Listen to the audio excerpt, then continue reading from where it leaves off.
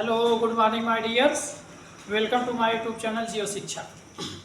आज हम देखेंगे क्लास 11th रसायन विज्ञान में सेकंड पेपर में ऑर्गेनिक केमिस्ट्री में कार्बनिक यौगिकों के गुणधर्म।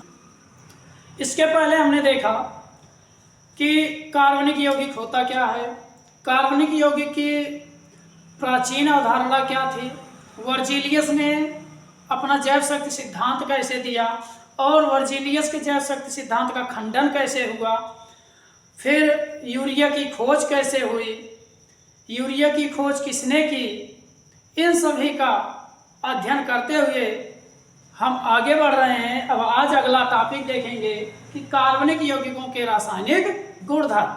कार्बनिक यौगिकों के रासायनिक गुणधर्म क्या होते हैं, आइए हम उनके बारे में अध्ययन करते हैं। देखिए, कार्बनिक यौगिक अकार्बनिक यौगिकों से कार्बनिक यौगिक अकार्बनिक यौगिकों से गुणधर्म,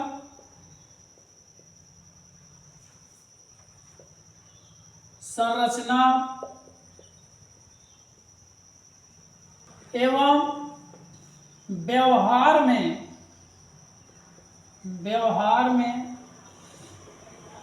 भिन्न होते हैं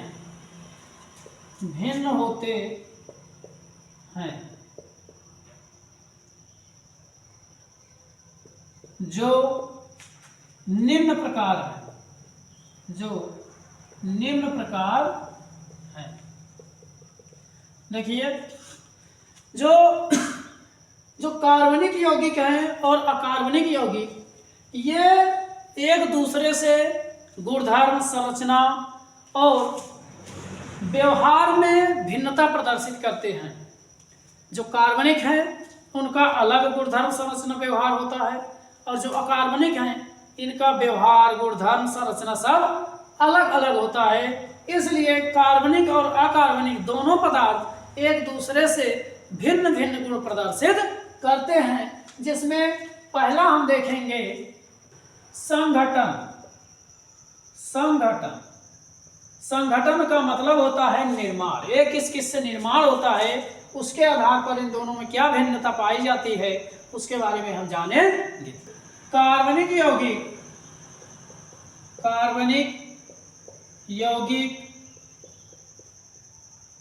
मुख्यतः कार्बन के यौगिक होते हैं। कार्बन के यौगिक होते हैं। कार्बनिक यौगिक मुख्यतः कार्बन के यौगिक होते हैं। कार्बन के अतिरिक्त इनमें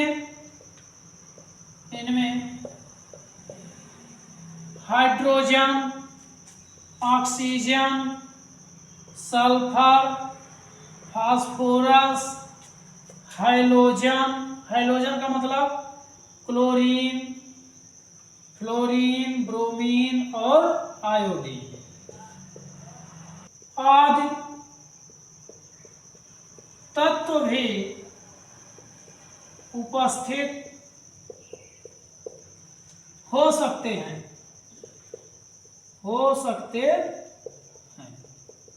देखिए, जो कार्बनिक यौगिक होता है ये मुख्यतः कार्बन के यौगिक होता है, अर्थात इसमें कार्बन जरूर उपस्थित होता है। जो कार्बनिक यौगिक है इसमें कार्बन आवश्यक रूप से पाया जाएगा। अब कार्बन के अतिरिक्त इसमें हाइड्रोजन भी उपस्थित हो सकता है, ऑक्सीजन भी, सल्फर भी, फास्फोरस और हैलोजन। हैलोजन 4 होते हैं, क्लोरीन, फ्लोरीन, ब्रोमीन और आयोडीन। इनमें से कोई भी उपस्थित हो सकता है। ये सभी उपस्थित होकर कार्बनिक यौगिक का निर्माण करते हैं। जबकि अकार्बनिक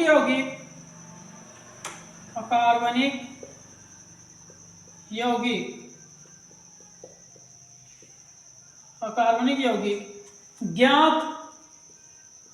ज्ञात कुल 118 ज्ञात कुल 118 तत्वों में से किसी से भी निर्मित हो सकता है, किसी से भी निर्मित हो सकता है। देखिए जो कार्बनिक है ये केवल कार्बन से बनता है, इसके अलावा इतने इसमें उपस्थित हो सकते हैं। जबकि अकार्बनिक यौगिक 118 टोटल 118 तत्वों में से किसी से भी निर्मित हो सकता है, ये किसी से भी अपना निर्माण कर सकता है। तो देखो CO2 क्या है? Carbon dioxide. यह जो है कार्बन उपस्थित होते हुए भी अकार्बनिक यौगिक है। क्या होते हैं? ये अकार्बनिक यौगिक होते हैं। तो यह है संगठन के आधार पर। और दूसरा है बृहद संख्या। बृहद संख्या के आधार पर कार्बनिक यौगिकों और अकार्बनिक यौगिकों में अंतर देखिए क्या अंतर होता है। कार्बनिक यौगिकों की संख्या, कार्बनिक यौगिकों की संख्या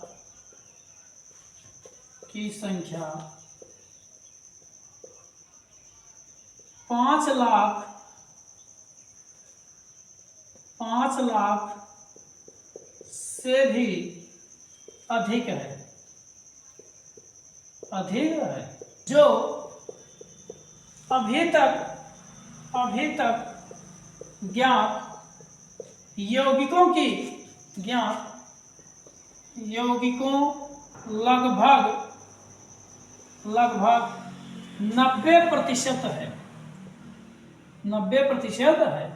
क्योंकि जो कार्बनिक यौगिक है ये इनकी संख्या जो ज्ञात हुई है अभी तक वो 5 लाख से भी अधिक है। लेकिन जो पूरा तत्व हैं, जो अभी तक जो तत्व ज्ञात हुए हैं, यौगिक ज्ञात हुए हैं, उनका ये 90% है। 90% मतलब बहुत ज्यादा है।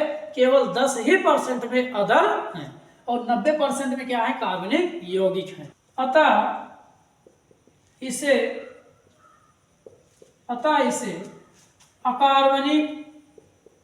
अकार्बनिक यौगिकों के साथ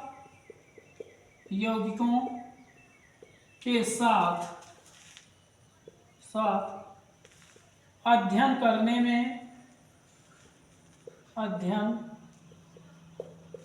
में समस्या उत्पन्न हो जाएगी। कार्बनिक और अकार्बनिक यौगिकों को एक श्रेणी में रखकर अध्ययन किया जाएगा तो हम उसको सुचारू रूप से उसका अध्ययन नहीं कर सकते हैं, उसमें हम उलझ जाएंगे ना। इसलिए कार्बनिक और अकार्बनिक यौगिकों को उनकी संख्या के आधार पर श्रेणीबद्ध किया जाता है, अलग अलग श्रेणियों में रखा जाता है। इसके बाद तीसरा है जटिल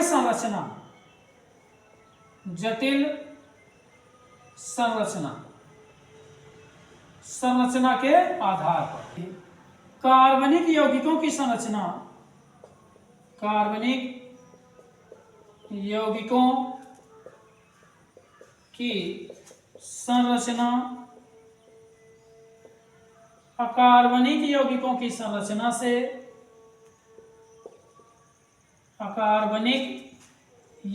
की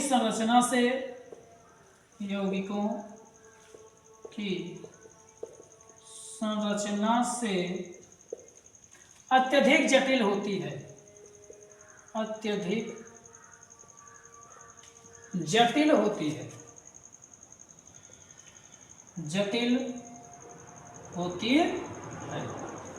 क्योंकि ये बृहद अणु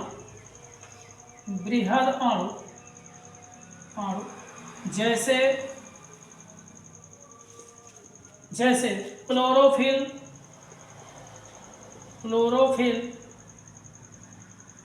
हीमोग्लोबिन,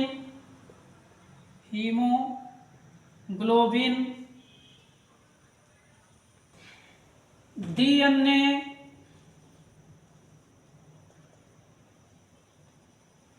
व RNA के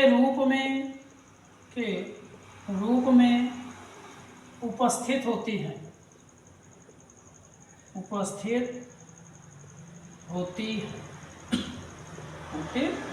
देखिए जो कार्बनिक यौगिक होती हैं ये अकार्बनिक यौगिकों की अपेक्षा बहुत जटिल होती हैं। इनकी जो संरचना होती है यौगिकों की अपेक्षा जो कार्बनिक यौगिक की संरचना होती है वो बहुत जटिल होती है, क्योंकि जो कार्बनिक यौगिक होते हैं इसमें बहुत सारे कार्बन आपस में मिलकर जो कार्बनिक यौगिक होते हैं ये बहुत जटिल संरचना होती है इसमें, क्योंकि बहुत सारे कार्बन आपस में मिलकर एक जटिल संरचना बनाते हैं। जैसे क्लोरोफिल, हीमोग्लोबिन, डीएनए, आरएनए, इन सभी के रूप में कार्बन क्या होते हैं, गुहे होते हैं, एक दूसरे से जुड़े रहते हैं, इसलिए इनकी जो संरचना होती है बहुत जटिल होती है और अकार्बनिक यौगिकों की संरचना सरल होती है। तो आई होप आप समझ गए होंगे। तो अब आप पहले इसके स्क्रीनशॉट ले लीजिए, फिर इसके और आगे हम आधार पर देखते हैं कि इसका अंतर क्या है। अगला है क्रियात्मक समूह की उपस्थिति की। अब क्रियात्मक समूह की उपस्थिति के आधार पर हम देखेंगे कि कार्बनिक यौगिक क्या होते हैं और अकार्बनिक यौगिक क्या होते हैं। देखिए कार्बनिक यौगिकों के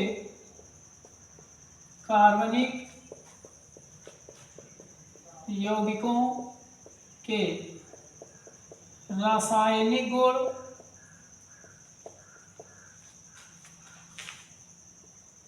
एवं भौतिक गुण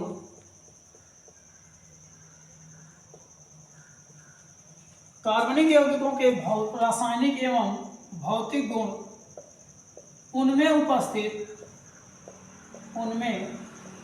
उपस्थित क्रियात्मक समूह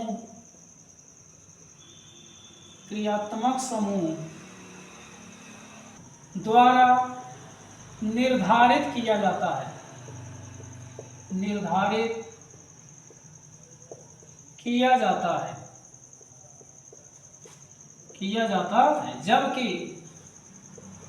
जबकि अकार्बनिक यौगिकों में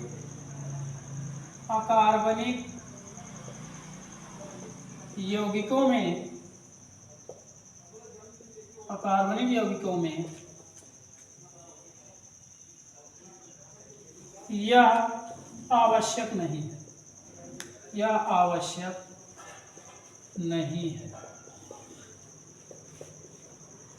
देखिए क्रियात्मक समूह के आधार पर कार्बनिक और अकार्बनिक यौगिकों में अंतर जो किया जाता है, जो कार्बनिक यौगिक होते हैं उनका नामकरण या भौतिक और रासायनिक गुण उनमें उपस्थित क्रियात्मक समूह पर निर्धारित होता है। जो क्रियात्मक समूह उपस्थित रहेगा उसी के अनुसार उसका भौतिक और रासायनिक गुण होगा और उसका नाम भी किया जाएगा। जबकि यह आवश्यक नहीं है अकार्बनिक यौगिकों में कि कोई क्रियात्मक समूह उपस्थित हो, इसमें क्रियात्मक समूह की कोई आवश्यकता नहीं होती है। तो अगला है पांचवा है ज्वलनशीलता के आधार पर कार्बनिक यौगिक कितने प्रकार के होते हैं। कार्बनिक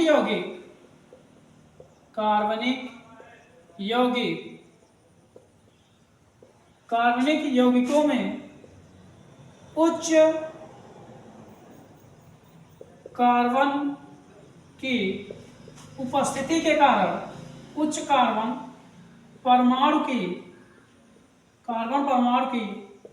उपस्थिति के कारण ये ज्वलनशील होते हैं।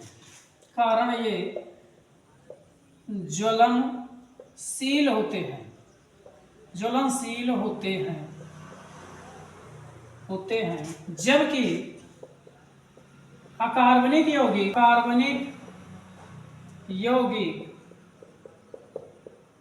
अज्वलनशील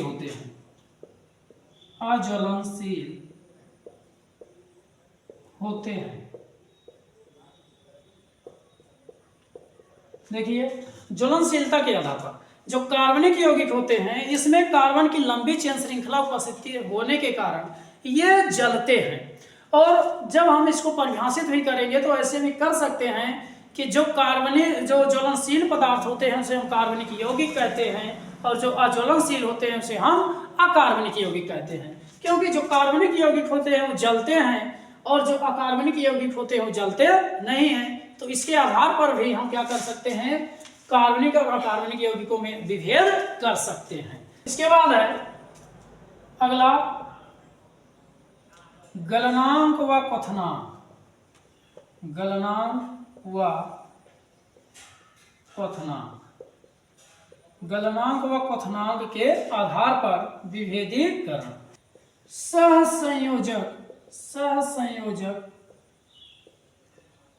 आबंध की उपस्थिति के कारण, आबंध की उपस्थिति के कारण, सहसंयोजक आबंध की उपस्थिति के कारण कार्बनिक यौगिकों के, कार्बनिक यौगिकों के, यौगिकों के गलनांक, गलनांक व क्वथनांक, क्वथनांक निम्न होते हैं, निम्न होते हैं तथा ये वाष्पशील होते हैं, वाष्पशील होते हैं। जबकि, जबकि अकार्बनिक यौगिकों के, अकार्बनिक यौगिकों के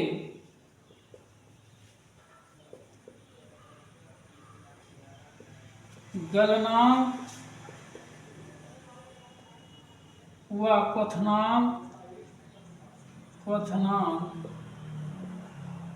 उच्च होते हैं, उच्च होते हैं और ये अवाष्पशील होते हैं, अवाष्पशील होते हैं। तो ये है कार्बनिक और अकार्बनिक यौगिकों के बीच अंतर, जो उनकी क्रियात्मक समूह प्रकृति या भौतिक रासायनिक गुण के आधार पर कार्बनिक और अकार्बनिक यौगिकों में विभेद किया जा सकता है। तो अब आप समझ गए होंगे, तो अब आप इसका स्क्रीनशॉट ले लीजिए। इसके बाद हम आगे चलते हैं। तो अब हम देखेंगे कि कार्बनिक और अकार्बनिक यौगिक में क्या अंतर होता है। तो देखिए, कार्बनिक तथा अकार्बनिक, अकार्बनिक यौगिकों में, यौगिकों में निम्नलिखित अंतर है, में निम्नलिखित अंतर है, अंतर है। एक तरफ बनाओ कार्बनिक और एक तरफ अकार्बनिक यौगिक,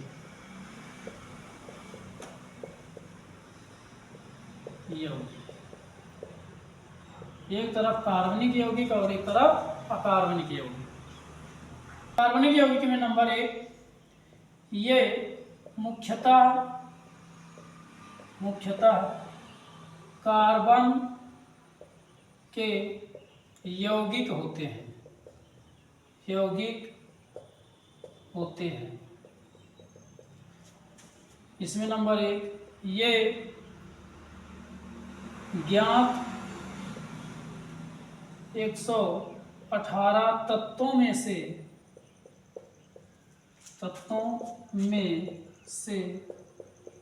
किसी के भी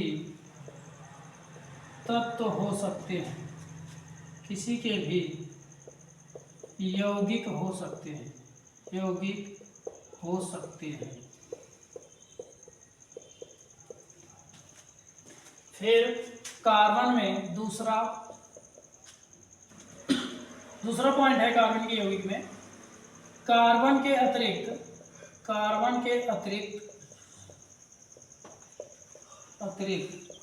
इनमें, कार्बन के अतिरिक्त इनमें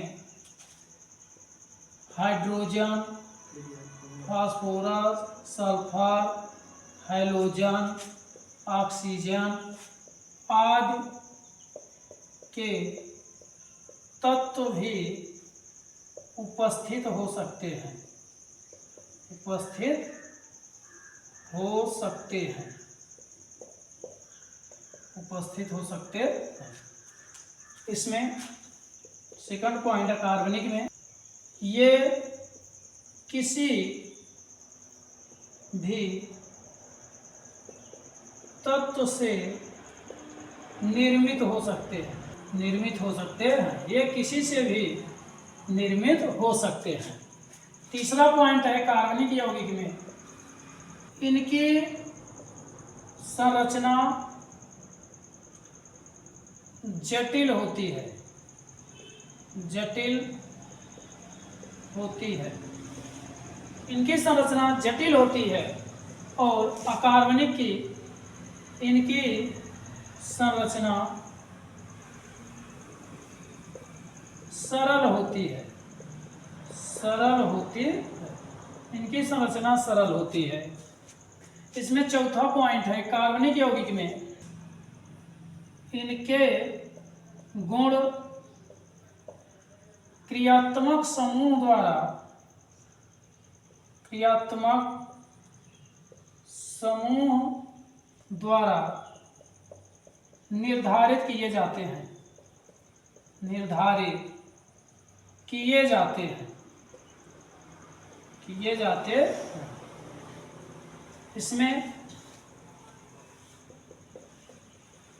इसमें ऐसा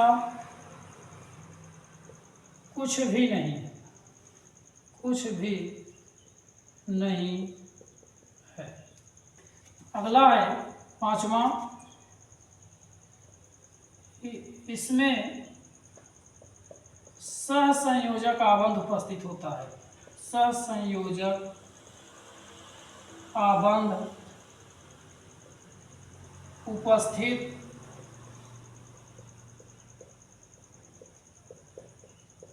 होता है। इसमें सहसंयोजक आबंध उपस्थित होता है। इसमें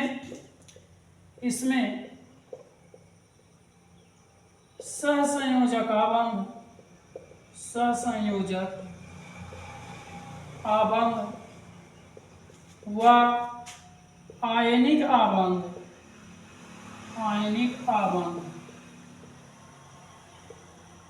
दोनों उपस्थित हो सकता है, हो सकता है। अगला है कार्बनिक यौगिक में, इसके गलनांक व क्वथनांक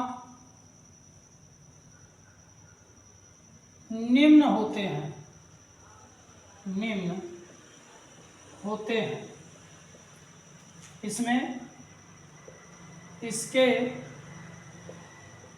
गलनांक व क्वथनांक, गलनांक व क्वथनांक उच्च होते हैं, उच्च होते हैं। अंतिम है, ये जल में अविलेय, अविलेय तथा अध्रुवीय, अध्रुवीय विलायकों में विलेय होते हैं, विलेय होते हैं। ये जल में अविलेय तथा ध्रुवीय, अध्रुवीय विलायकों में विलेय होते हैं, जबकि ये जल में विलेय तथा अध्रुवीय विलायकों विलेय होते हैं। अगला है, ये ज्वलनशील होते हैं, ये ज्वलनशील होते हैं, होते हैं। ये अज्वलनशील होते हैं। तो ये है कार्बनिक तथा अकार्बनिक यौगिकों में अंतर। देखिए पहला क्या है कि ये मुख्यतः कार्बन के यौगिक होते हैं। जो कार्बनिक यौगिक हैं ये कार्बन के, यानी कि इसमें कार्बन आवश्यक रूप से उपस्थित होगा, कोई अदर उपस्थित हो या ना हो, लेकिन उसमें कार्बन की उपस्थिति अनिवार्य है। जबकि ये 118 तत्वों में से किसी से भी बन सकता है। इसमें दूसरा पॉइंट, कार्बन के अतिरिक्त इसमें हाइड्रोजन भी होता है, फास्फोरस भी होता है, सल्फर, ऑक्सीजन, हैलोजन कोई भी उपस्थित हो सकता है। लेकिन कितने में? हाइड्रोजन, फास्फोरस, सल्फर, हैलाइड से और ऑक्सीजन में। जबकि अकार्बनिक यौगिक में 118 तत्व में से कोई भी तत्व अगर उपस्थित हो जाए तो वहां अकार्बनिक यौगिकों का निर्माण हो जाता है। दूसरा हो गया। तीसरा है इनकी संरचना जटिल होती है। जो कार्बनिक यौगिक है, कार्बनिक यौगिकों में बहुत भारी मात्रा में कार्बन एक दूसरे से जुड़कर जटिल संरचना बनाते हैं, जिसके कारण इनकी संरचना जटिल हो जाती है। जैसे डीएनए की संरचना देखे होंगे, आरएनए की संरचना देखे होंगे, तो वो जटिल संरचना में उपस्थित होते हैं। जबकि अकार्बनिक यौगिक जो होते हैं इनकी संरचना सरल होती है। इनमें ऐसी कोई व्यवस्था नहीं पाई जाती है कि ये जटिल संरचना का निर्माण कर ले। अगला है इसके गुण क्रियात्मक समूह के द्वारा निर्धारित किए जाते हैं। जो कार्बनिक यौगिक है, कार्बनिक यौगिक में जैसे एल्कोहल OH समूह उपस्थित है तो सभी के सभी यौगिक जो होंगे वो एल्कोहल की तरह व्यवहार करेंगे। अगर क्लोरीन जुड़ गया तो क्लोराइड की तरह व्यवहार करेंगे। हाइड्रोजन समूह उपस्थित हो तो हैलाइड की तरह। अगर एस्टिक अम्ल जुड़ा तो एस्टिक, अगर कोई किसी OH ग्रुप जुड़ा तो एस्टिक अम्ल की तरह व्यवहार करने लगेंगे।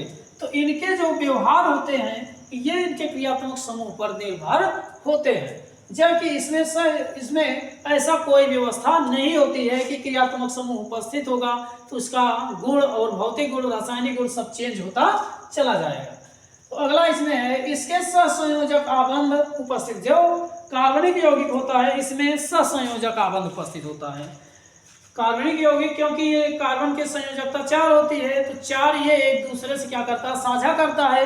तो जब साझा करता है तो इसमें सहसंयोजक आबंध का निर्माण होता है। जबकि अकार्बनिक यौगिक ये सहसंयोजक आबंध या आयनिक आबंध दोनों इसमें उपस्थित हो सकते हैं। ये आयनों के आदान प्रदान से भी बनते हैं और एक दूसरे के साझेदारी से भी बनते हैं। और इसमें इसके गलनांक व क्वथनांक निम्न होते हैं। अभी जस्ट बताया गया कि कार्बन के जो यौगिक होते हैं बड़ी मात्रा में कार्बन की अधिक संख्या में उपस्थिति होने के कारण इनके जो संरचना होते हैं जटिल होते हैं और इनमें गलनांक और क्वथनांक जो पाए जाते हैं वो निम्न हो जाते हैं। जबकि जो अकार्बनिक यौगिक हैं इनके गलनांक और क्वथनांक दोनों उच्च होते हैं और ये अवाष्पशील भी होते हैं। फिर ये जल में अविलेय तथा अध्रुवीय विलायकों में विलेय होते हैं। जो कार्बनिक यौगिक होता है ये जल में घुलता नहीं है, लेकिन जब इनको अध्रुवीय विलायकों में जिसमें ध्रुव न बनते हों ऐसे विलयनों में अगर घोला जाएगा तो तुरंत ये घुल जाते हैं। ये जल में जो अकार्बनिक यौगिक है ये जल में विलेय तथा अध्रुवीय विलायकों में अविलेय होते हैं। जो कार्बनिक है ये तो जल में घुल जाते हैं, लेकिन जब इनको अध्रुवीय विलायकों में घोला जाता है तो ये घुलते नहीं हैं। अंतिम है कि ये ज्वलनशील होते हैं। जो कार्बनिक यौगिक होते हैं ये जलते हैं और बहुत अच्छे जलते हैं और बहुत तीव्र गति से जलते हैं, इसलिए ये ज्वलनशील होते हैं। और अज्वलनशील जो अकार्बनिक यौगिक है ये जलता नहीं है, इसलिए ये अज्वलनशील होता है। तो आई होप आप समझ गए होंगे। तो अब आप इसका स्क्रीनशॉट ले लीजिए। बस अब आज यही तक। यदि आपको ये वीडियो अच्छा लगा हो तो लाइक और शेयर करना, और नए हो तो चैनल को सब्सक्राइब कर देना और अपने दोस्तों तक वीडियो को शेयर करते रहिए। आनंद के साथ सीखते रहिए, हम आपको नए नए वीडियो देते रहेंगे। तो अब हम मिलेंगे नेक्स्ट वीडियो में।